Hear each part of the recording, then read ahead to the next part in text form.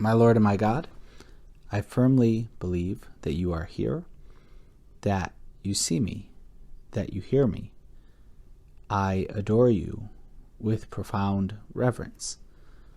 I ask your pardon for my sins and the grace to make this time of prayer fruitful. My Immaculate Mother, Saint Joseph, my Father and Lord, my guardian angel, intercede for me. Jesus, as we spend these 10 minutes with you today on this your day, the Lord's Day, Sunday, we read in our second reading for the Mass from your friend, St. Paul, given instructions to the early Christians, particularly in this letter to the Colossians. And Paul, like a good coach, like a good apostle, can give very practical advice, and sometimes advice that can strike us at first glance like it's maybe a little tough, a little too hard to follow, but it's a good coach. Paul is teaching us how to follow you, Jesus, and so we should listen to him. Listen to our coach, this friend of yours, giving us some good advice. Paul tells us that we have to put to death, then, the parts of you that are earthly: immorality, impurity, passion, evil desire, and greed, that is idolatry. Put to death those things in us that are earthly, that leave us tied to the earth, so that our supernatural spirit can't soar to the heights of holiness that we're called to. Put them to death. This is where we get the word mortification. In Latin, Paul said, mortificate ergo, right? Put to death those things in us that keep us from God. And I think if we are going to be real disciples of our Lord Jesus, if we're really going to vigorously pursue the spiritual life, then there are certain things in our life that have to be put to death. They have to be done away with. And we can't negotiate with things that aren't good for us. We can't negotiate with particularly things of sin that keep us away from our Lord Jesus. Rather, we have to be willing to be vigorous in saying that there are things that keep me from a relationship with the God that I love. They keep me away from spiritual perfection. And I need to be willing to do away with those things and to not negotiate with them, to not take a half measure, but rather all the way. Put to death, therefore, those things that keep us bound in an earthly way. Because we want to be saints. We want to live the glory of saints, and we want to strive for spiritual perfection. And it's not a type of perfectionism where we're trying to just collect a good behavior report, but rather we see imperfections, we see things that keep us from love. Each one of us is created to live a tremendous love of God, and anything that keeps us away from that love, we have to see as a threat, and then be willing to take deliberate and bold action. And this can be done in all kinds of ways. A true Christian mortification is a joyful mortification, because it's taking something that's keeping me from love. It's actually taking away something maybe that's keeping me from happiness, so that I can be more free to do away with things that aren't good for us, to do away with things that hold us bound. That doesn't limit our freedom. It rather sets us free. I have a number of friends who are very athletic, who are really in good shape and value fitness. And it gets to a point where maybe at first they had to turn away from junk food, that they can't just eat a whole bag of Sour Patch Kids or an entire bag of potato chips sitting on the couch on a weeknight. But now that they've achieved a love of health, of being in shape, those types of things don't even appeal to them. At first, it may be difficult to say, no, I'm not going to eat that whole bag of potato chips. But now, once they've developed love for being in shape, for health, they can see that's just not good for them. But it starts with taking that first step of saying no to something that's not good. And Jesus, this is what you call us to.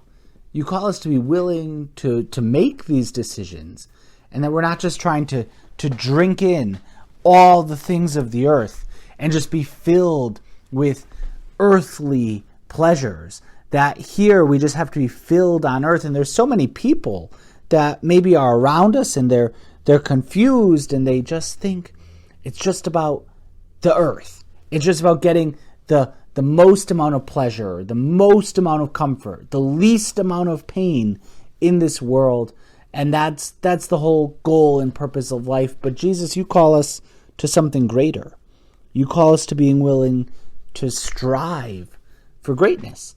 And that may require struggle. Not may, it actually will require struggle. Each one of us in our own way. In big ways and small ways, we're going to struggle. And we're going to have to be willing to put to death those things that keep us bound from you, keep us bound to the earth, and they keep us far from you.